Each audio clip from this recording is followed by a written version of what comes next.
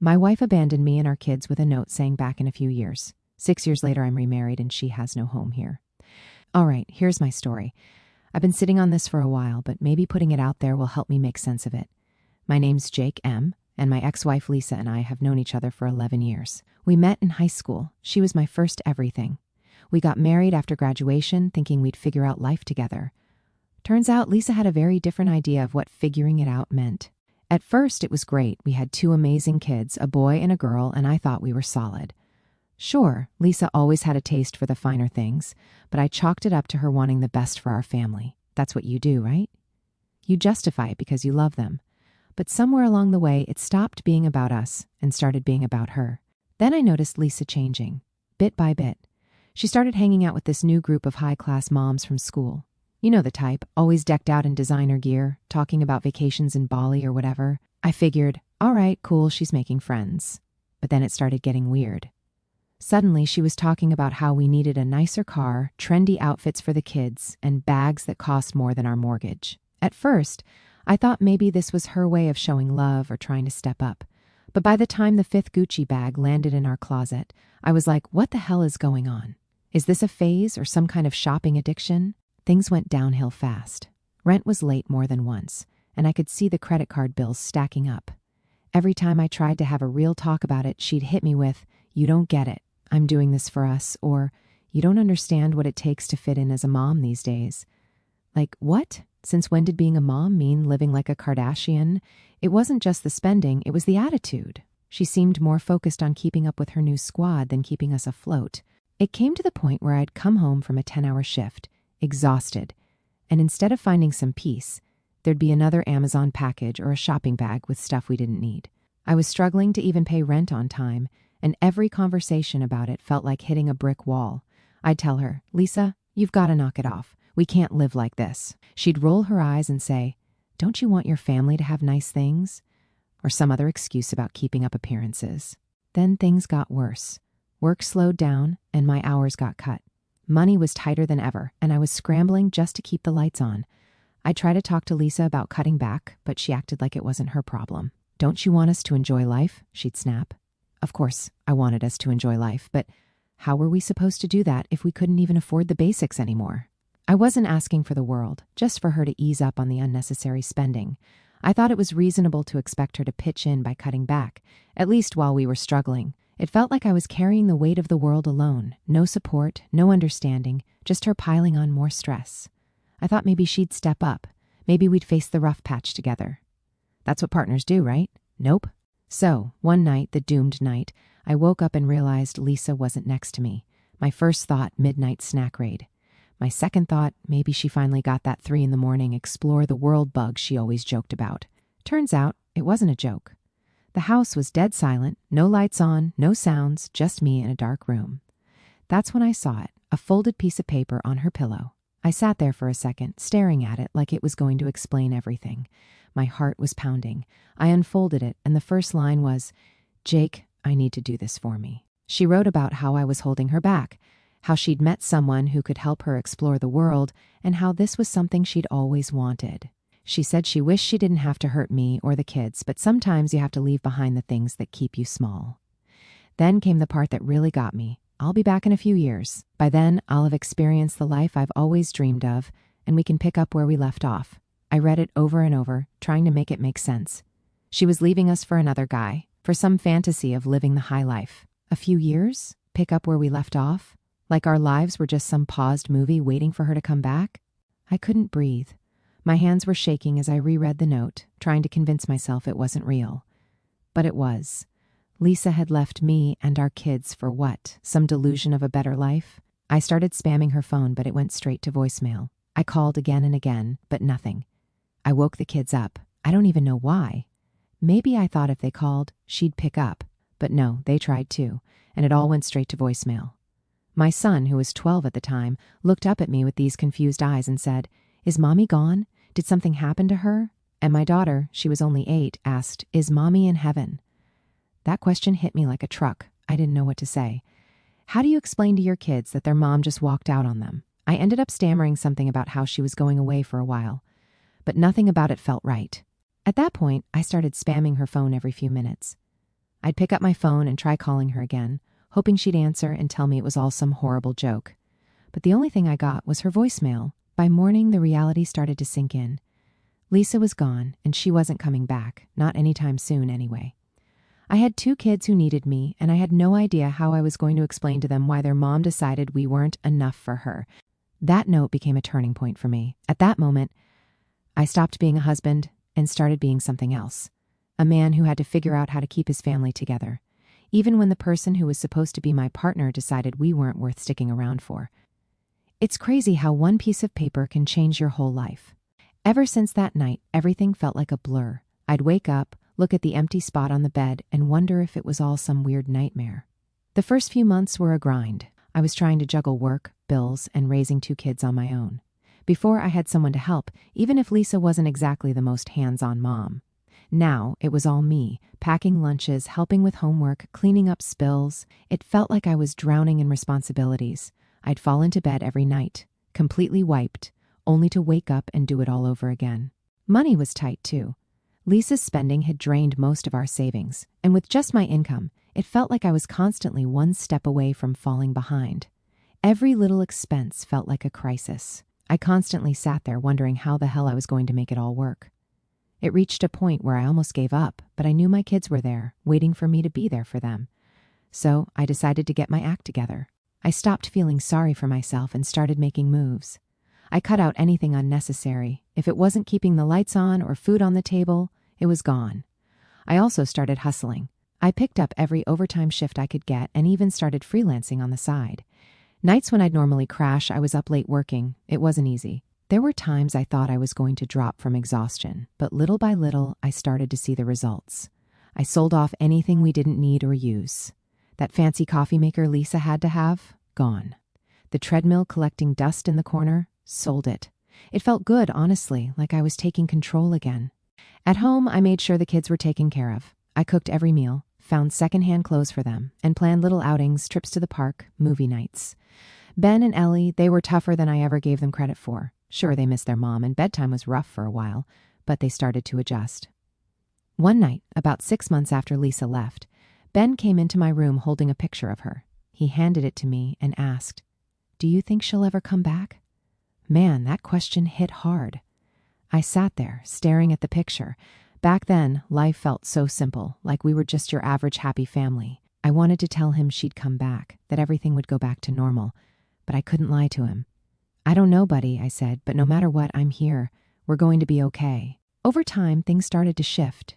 It wasn't that life got easier, far from it, but it became manageable. I wasn't drowning anymore. No more surprise shopping sprees, no more arguments about money. For the first time in years, I felt like I could breathe. And it wasn't just the money. I started to feel like myself again. I took pride in how far we'd come, how much I'd been able to rebuild after everything fell apart. I wasn't just getting by. I was standing up, stronger than before. And while I'd never planned to do this alone, I was proving to myself that I could. By the time a year had passed, I realized something. I didn't miss her. I missed the idea of her, sure, but the person who left that note, I didn't recognize her anymore. That's when I knew I couldn't keep dragging this around with me. When Lisa left, I thought, well, there's no handbook for this. Turns out the handbook is called a lawyer. I explained the situation and filed for divorce. That felt weirdly liberating, like unsubscribing from a newsletter you didn't even sign up for. Since Lisa was nowhere to be found, the process was quick and easy. It wasn't like I wanted things to reach that far, but it was the right thing to do. I sold the house, a place that had started to feel like a museum of bad memories, and moved us to a smaller place in a quieter town. Lisa had hated the idea of moving somewhere less flashy, but I didn't care anymore. I was done living for her. Our new home wasn't much, just a little 2-bedroom house on the edge of town, but it felt like a fresh start, and the kids adjusted faster than I expected. By the time 3 years had passed, Lisa was like a distant memory, at least for me. For Ben and Ellie, it took a little longer. There were still moments when they'd ask small questions about her, but they stopped expecting answers. It was like they understood, in their own way, that she wasn't coming back. Life had settled into something that felt normal, even if it wasn't the life I'd imagined. I had my routines down, and I started noticing something strange around that time: freedom. Not the kind where you're running off to do whatever you want, but the quiet kind. Without Lisa constantly draining my bank account or filling the house with her demands, I had room to breathe. I wasn't living paycheck to paycheck anymore, and I could actually save a little. Without Lisa's constant chaos, I started realizing how much lighter life could be. I wasn't tiptoeing around her moods, dodging her spending sprees, or trying to keep up with her never-ending quest for more. Ben and Ellie seemed to notice it too. They started smiling more, laughing more. Watching them thrive reminded me that Lisa leaving wasn't the tragedy I'd once thought it was. It was the reset we didn't know we needed. In fact, I also changed. I wasn't the same guy I'd been when Lisa left. I was sharper, more confident, and focused. A year after the divorce, I started thinking about the future in a way I hadn't before. Not the what if Lisa comes back kind of future, but one where I wasn't looking over my shoulder for the next disaster. I wanted to give my kids a sense of stability, maybe even a family again. When it came to the dating scene, apps, swipes, profiles, it was easy to find women reaching out to me, starting conversations, trying to catch my attention. But I wasn't chasing anything. I wasn't looking for someone to complete me or fill a gap. I wanted a partner who could keep up with me, someone who matched my energy and understood my priorities. I wasn't looking for a quick fix or some grand romance. I wanted someone who fit into the life I'd built, someone who understood where I was coming from and wasn't trying to change me. Eventually, I reconnected with a woman from the bookstore. Her name was Emily, and she was everything Lisa wasn't: grounded, kind, and completely uninterested in flashy things. She didn't care about appearances or keeping up with anyone. She cared about books, her dog, and being herself.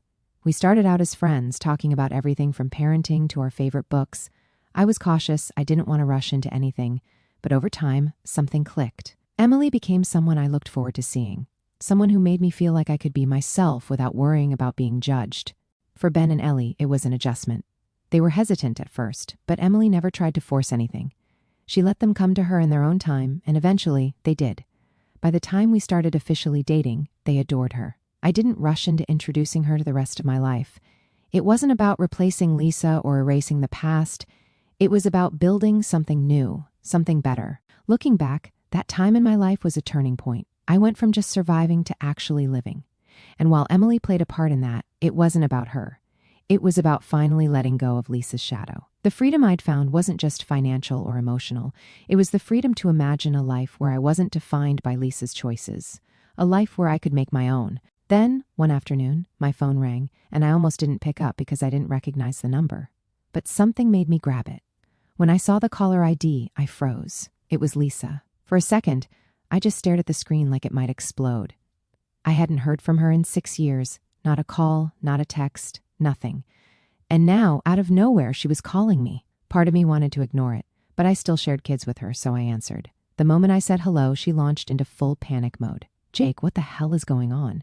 Who are these people in our house?" she yelled. At first, I had no idea what she was talking about. "What house?" I asked. "Our house," she snapped, like I was supposed to know. "I came back, and there are strangers living there." That's when it clicked. She was talking about the old house, the one I'd sold years ago after the divorce. I couldn't help it, I almost laughed. "Lisa, we don't own that house anymore. It's been sold for years. That's their house now." She went silent for a second, then started yelling again. "Why would you sell our home without telling me? You had no right to do that." I could feel my blood boiling, but I kept my voice calm. "There's no our anymore. You left, Lisa. You walked out on us and didn't look back. I didn't owe you anything." She started yelling at me, shouting, demanding to know why I would sell our home without her permission. I wasn't about to let her guilt trip me, so I just said, "You weren't here, Lisa. You left. I don't owe you anything." That shut her up for about 2 seconds before she sighed dramatically, like she was the victim in all of this, and said, "Fine. What's your new address? I need to come home and give my husband and kids a big kiss." I actually laughed at that, not even trying to hide it. "Lisa," I said, "we're not yours anymore. I'm remarried. My wife and I, along with the kids, have moved on. You don't have a home here?" She went dead silent for a moment, and I could almost hear the gears in her head turning. Then, out of nowhere, she hit me with, "So you're telling me you cheated on me?" That one floored me. Cheated? Seriously? "Lisa, you left us. You walked out, left a note, and vanished for 6 years. You don't get to call this cheating. You abandoned your family." She completely lost it. She started yelling about how I was heartless and how I had ruined her life. I stayed calm and told her the truth, even though I knew she wouldn't want to hear it. "Lisa, you're the one who ruined everything. In the 6 years you've been gone, we've had to rebuild, and we realized we don't need you anymore. You made that decision for us the day you left." She doubled down, saying I had no right to move on without her. like she was entitled to pick up where she left off whenever she felt like it. Then, and I kid you not, she said, "What's your address? I need to come and teach you a lesson." I couldn't help it. I let out a dry laugh. "Teach me a lesson, Lisa? Are you serious right now? You've got some nerve." She shot back, "Selling our home, moving on. You think you can just erase me like that?" "Erase you?" I said, trying to keep my cool. "Lisa, you erased yourself when you walked out on us. You think you can just show up after 6 years and start calling the shots again?" "I'm your wife," she practically shouted. "Were," I corrected. I admit I was playing on her nerves, but I enjoyed it. "You were my wife. That ended the day you left. Now, I have a new wife, and the kids and I have moved on. You don't get to come back here acting like this." She scoffed. "Oh, so you think this is all just fine? That I'm going to sit back while you ruin everything? Give me your address, or are you too much of a coward?" I finally said, "Lisa, I'm not giving you my address. This isn't your home anymore. We don't owe you anything." She hissed, "You'll regret this. I'll make sure of it," and then she hung up. Just like that, she thought she had the last word, but honestly, I was just relieved the call was over. I just stood there for a moment, staring at the phone like, what was she even thinking? It's been 6 years. She walked out on us, and now she thinks she can just come back in and act like nothing's changed? Unbelievable. I called Ben and Ellie into the living room and sat them down. I told them their mom had called and asked if they wanted to have a relationship with her. I wanted to give them the choice. It wasn't my place to make that decision for them. Their reaction was immediate. Ben shook his head and said, "No way. She left us, Dad. Why would I want to talk to her now?" Ellie just looked at me and said, "Do we have to?" I told them they didn't have to do anything they didn't want to. I could see the relief on their faces, and it hit me how much Lisa's absence had shaped them. She wasn't the mom they remembered anymore. She was just a stranger. Well, Lisa wasn't one to let things go. A few days later, I got a call from one of her relatives, her cousin, I think. They told me Lisa was furious and planning to come back to town. I didn't know what her endgame was, but it didn't matter. She wasn't walking back into our lives like nothing had happened. The thing is, Lisa had this way of twisting reality to suit her narrative. She didn't see herself as the person who abandoned her family. In her mind, she was the victim, the one who'd been wronged.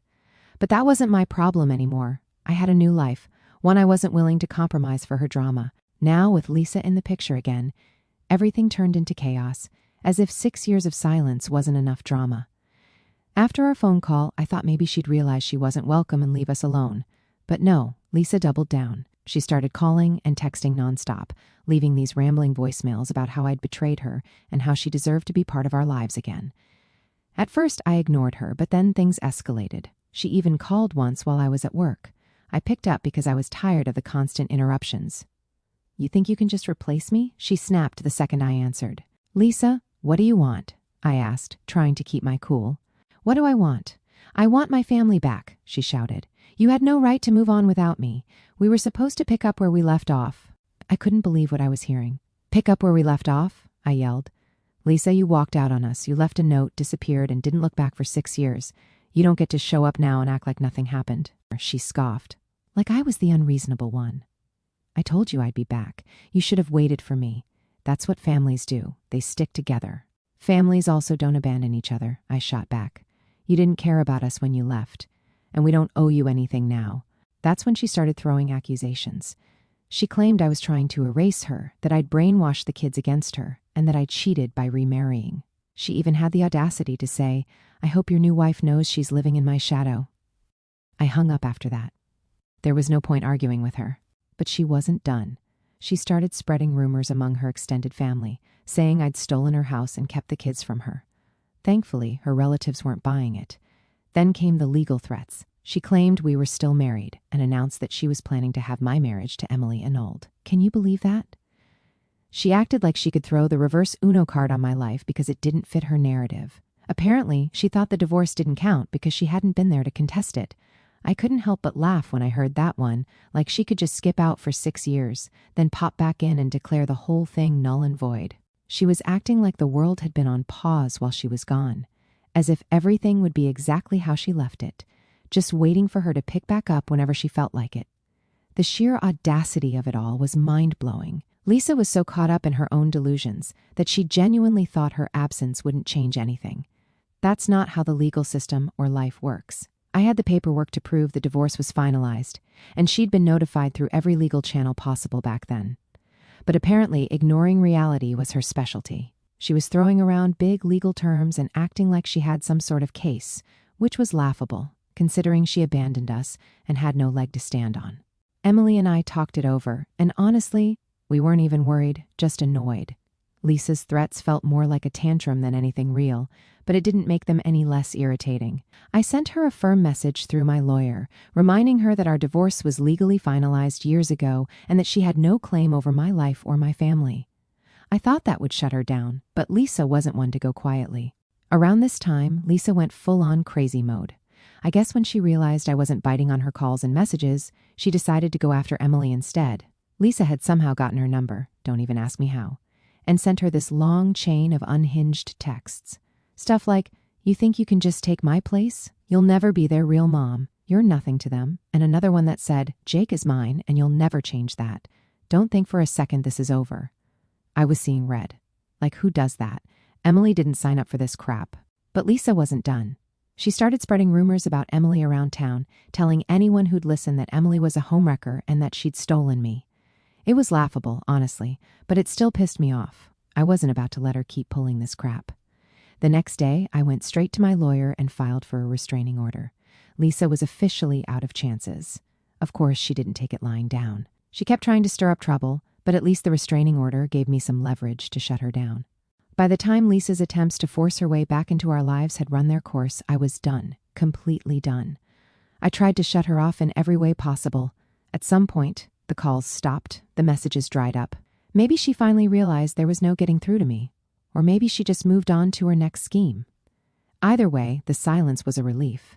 For the first time in years, I didn't have to deal with her constant chaos, and I could focus entirely on my family and the life I'd rebuilt.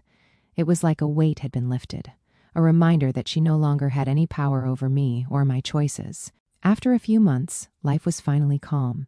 I was thriving at work, the kids were doing great, and Emily and I had built a life I was proud of. It was during a work dinner, one of those formal networking events where you shake hands, make small talk, and hope the food is at least edible. I'd been invited as a guest of honor for some project I'd led, and everything was going smoothly until she showed up. Lisa. At first, I thought my eyes were playing tricks on me. She was there, dressed to the nines, hanging off the arm of my boss. My heart dropped. Of all the places she could have appeared, why here? I wasn't sure if she'd seen me yet, so I kept my cool, staying polite and professional. But of course, Lisa wasn't one for subtlety. The moment her eyes locked on mine, she froze, then plastered on this fake smile, like she hadn't ghosted me and the kids for 6 years. She walked over, dragging my boss with her, and started laying it on thick. "Jake, wow, I had no idea you'd be here." Her voice dripped with fake enthusiasm. I didn't say a word, just nodded politely and turned back to my conversation. She didn't like that.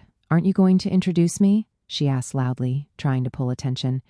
I still didn't bite. Instead, I excused myself, grabbed my jacket, and made my way toward the exit. That's when it happened. Lisa lost it.